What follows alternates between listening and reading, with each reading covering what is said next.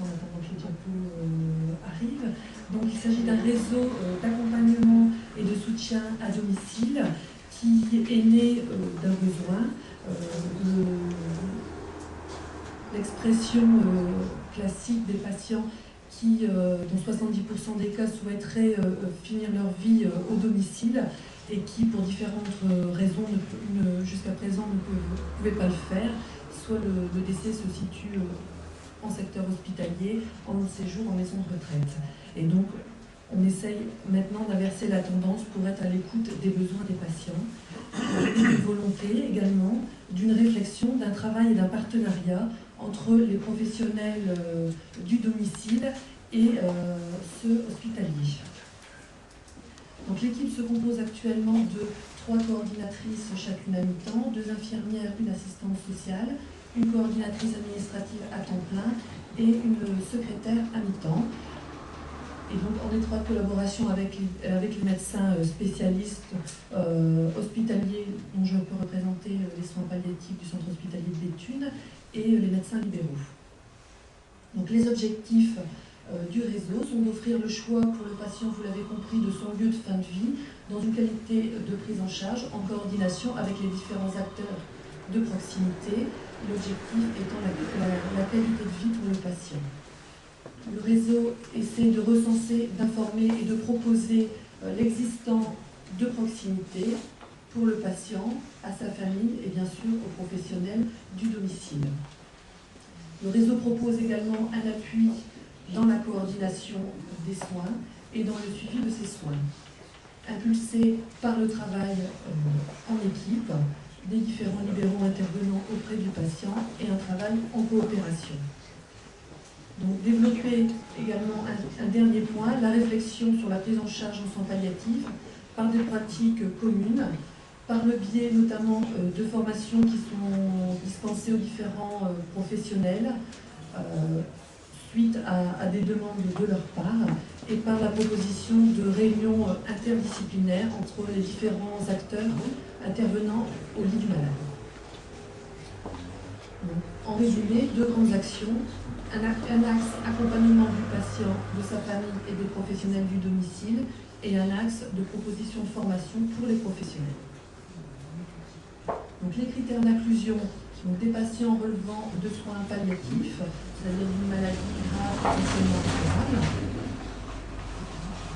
des patients demeurant ou hébergés dans le secteur sanitaire, le bassin de vie de l'Artois et de Béthune, qui est assez vaste d'ailleurs, le patient qui exprime le souhait d'un maintien au domicile ou d'un retour au domicile quand celui-ci est hospitalisé,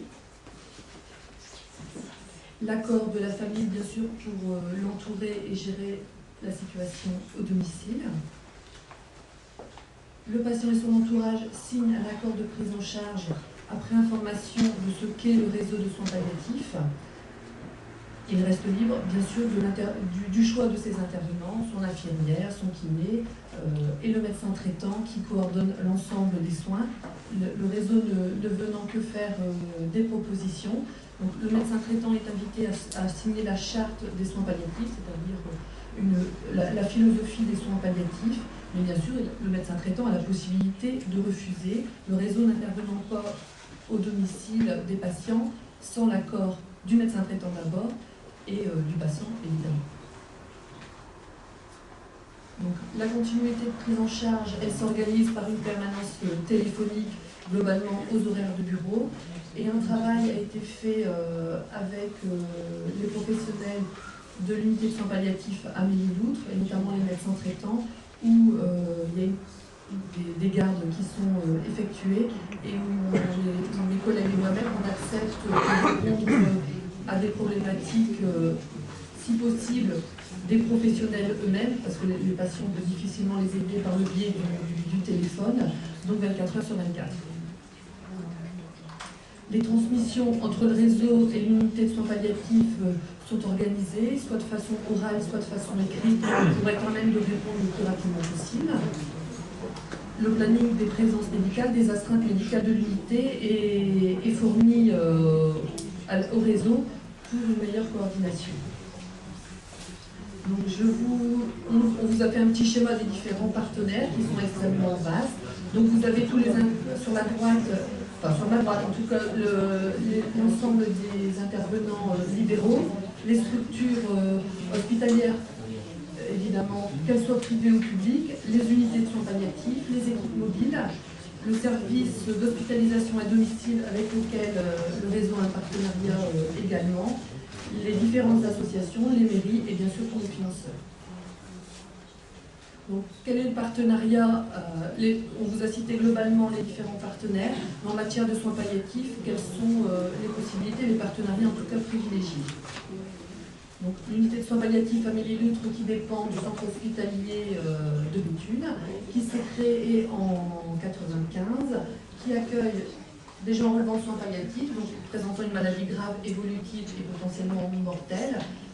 L'accueil se fait soit directement à partir du domicile, soit à partir de services d'hospitalisation qu'ils soient publics ou privés, en situation médicale difficilement gérable. On imagine des symptômes extrêmement douloureux, par exemple, ou un contexte psychologique difficile, un syndrome confusionnel, pourquoi pas, ou un maintien à domicile difficile. Ça peut être un isolement social, puisque le maintien à domicile chez une personne un petit peu seule, dans des conditions précaires et parfois difficiles à envisager, ou aussi, par exemple, la présence d'enfants en bas âge qui rend le maintien à domicile peut-être un peu plus délicat. L'admission se fait par appel direct du médecin traitant ou du médecin en charge du patient si c'est au niveau de l'hôpital. Donc, une équipe qui essaye de rester à l'écoute, où il y a si l'hospitalisation reste nécessaire, des permissions que l'on appelle à visée thérapeutique sont encouragées, c'est-à-dire le but est d'avoir des projets, donc c'est comme ça qu'une patiente par exemple est partie pour une journée revoir son cheval. On organise également des hospitalisations de répit, parce que même si la famille s'est mobilisée, s'est engagée auprès du patient, elle a le droit de craquer à un moment, elle a le droit d'être fatiguée, il y a des événements familiaux, des mariages, etc., qui font que la famille à un moment donné est moins disponible, même si elle l'est toujours. Et donc on accueille ces patients sur un temps défini, qui est une semaine, 15 jours en général, pour permettre à tout le monde de continuer dans de bonnes conditions. Donc après, bon, je vous décris un petit peu. 9 lits, c'est des chambres individuelles. Il y a une salle qu'on appelle des familles, une salle d'accueil, où les personnes peuvent prendre un petit café ensemble, par exemple. Là, vous avez l'illustration par la photo d'une chambre et de la salle de jeu pour les enfants, qui peut être aussi un moyen de dormir sur place.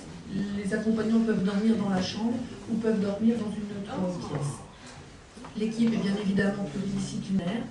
Elle travaille en binôme, c'est-à-dire une infirmière, une aide-soignante en général. Et dans une prise en charge un peu lourde, nous avons la possibilité d'avoir des groupes de parole, des groupes de soutien pour rester efficients. Et je vous ai mis des réunions d'objectifs, c'est-à-dire pour chaque patient, une fois par semaine, on se pose et on s'écoute en disant qu'est-ce que le patient a exprimé comme souhait, comment on pourrait le réaliser dans de bonnes conditions. Bien sûr, s'il y a un souhait extrêmement précis et on ne va pas attendre une semaine pour essayer de le réaliser. Et on a une équipe de bénévoles très dynamique qui nous soutient dans cet accompagnement. Donc des bénévoles de soins palliatifs formés à l'accompagnement spécifique de la fin de vie et classiquement des bénévoles d'aumônerie également. Voilà, donc si le patient est hospitalisé, un retour à domicile est envisagé avec un partenariat avec l'ensemble des libéraux, associé au réseau MROD ou pas, en fonction de la dynamique qui s'est installée.